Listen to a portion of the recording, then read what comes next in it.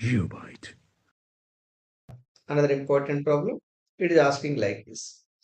Liquid oxygen at 50 Kelvin is heated to 300 Kelvin at constant pressure of atmosphere, 1 atmosphere. The rate of heating is constant. Which one of the following graph represents variation of temperature with time? Dear friends, remember, for liquid oxygen, for liquid oxygen, the boiling point is the boiling point equal to 91 Kelvin. 91 Kelvin at atmospheric pressure.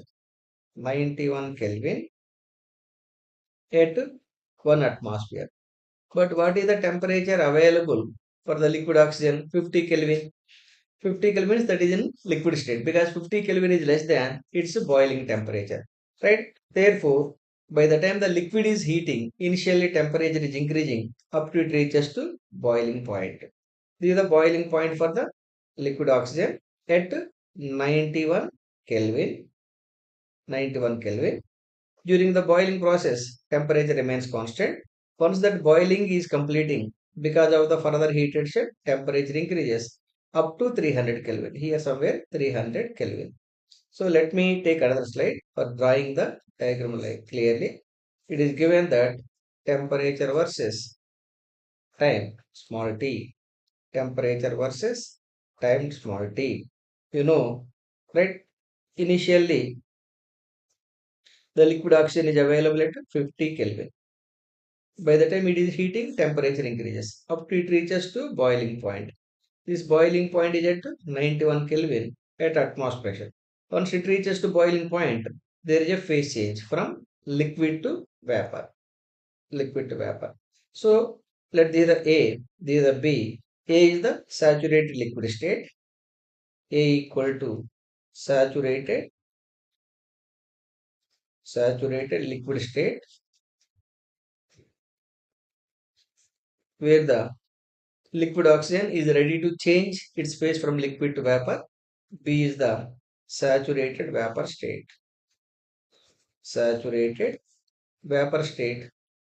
Only the vapor is available at B. Liquid content is zero. Saturated vapor state.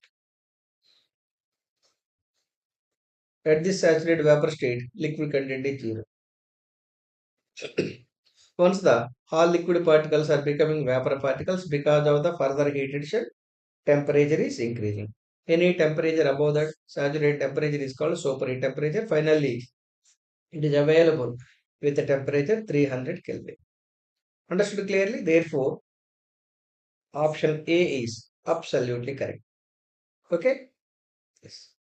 Similarly, let us take the another important problem. Okay? Look at the screen. It is asking like this. A slab of stone of area 0.36 meter square and thickness 0.1 meter is exposed on the lower surface to steam at 100 degrees centigrade. A block of ice at 0 degrees centigrade resting on the upper surface of the slab. It is given that there is a slab of stone.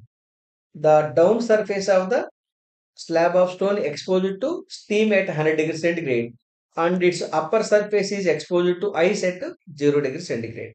Okay. In 1 hour, 4.8 kg of steam, 4.8 kg of ice is melted.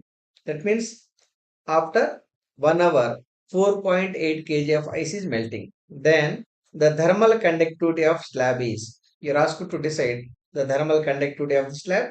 Look at the latent heat of ice, 3.36 into 10 power 5 joules per kg. Let me write the given data. Surface area of the slab is given 0.36 meter square and its thickness, let the thickness is x, zero point 0.1 meter, exposure to ice point and steam point. Let the steam temperature is 100 degrees centigrade, that is T1. Ice temperature is given 0 degrees centigrade T2. Okay, in 1 hour, time period small t equal to 1 hour means 3600 seconds. Mass of the ice melting is equal to 4.8 8 kilogram. Okay. Then the thermal conductivity of the right slab stone is how much? When the latent heat, generally latent heat denoted with L, capital L equal to 3.36 into 10 power 5 joules per kg. That is the data which is given. Okay. Further, as you know, for melting the ice, some heat is required. Whatever the heat which is required for melting the ice will be receiving from the right steam or stone, because other surface of the stone exposed to steam point. Now here heat required for, let me write it clearly. Otherwise, let us take another slide because here the space is very less. Heat required for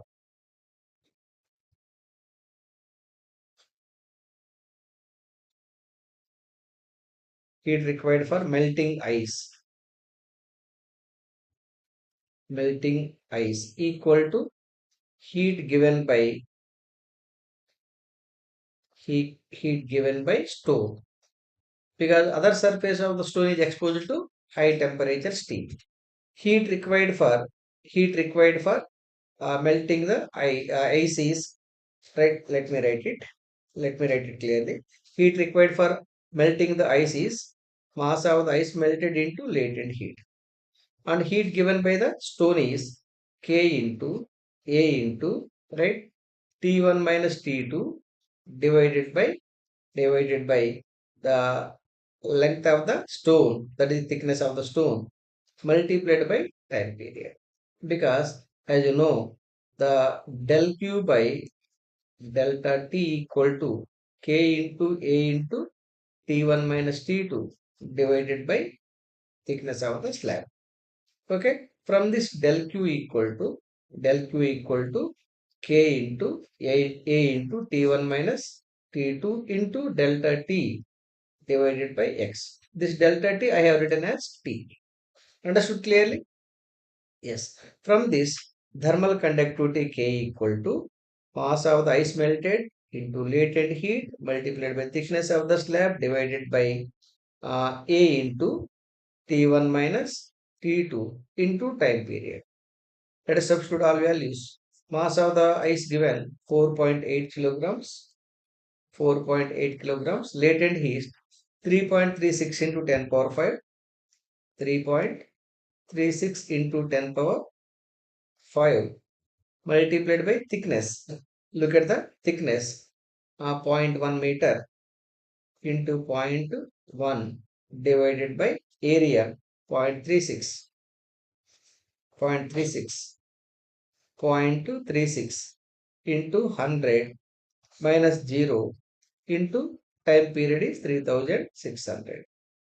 So simplify. This is equal to 4.8 into 3.36. 10 power 5 into 0.1. 0.1 means 1 by 10. You can write it as 10 power 4 divided by 0.36 into 36 into 100. 36 into 100 into right 100. 10 power 4. Because here I can cancel the 10 power 4. 10. Here I can cancel. 1 minute. Here I can cancel 10 power 4 and 10 power 4. Finally, thermal conductivity K equal to 4.8 into 3.36 divided by 0.36 into 36. You simplify this value. We're getting approximately 1.24. Look at this is the answer.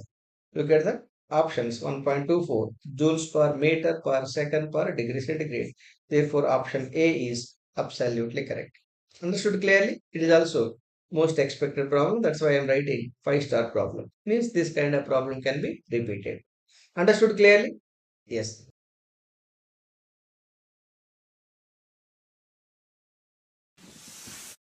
Geobyte.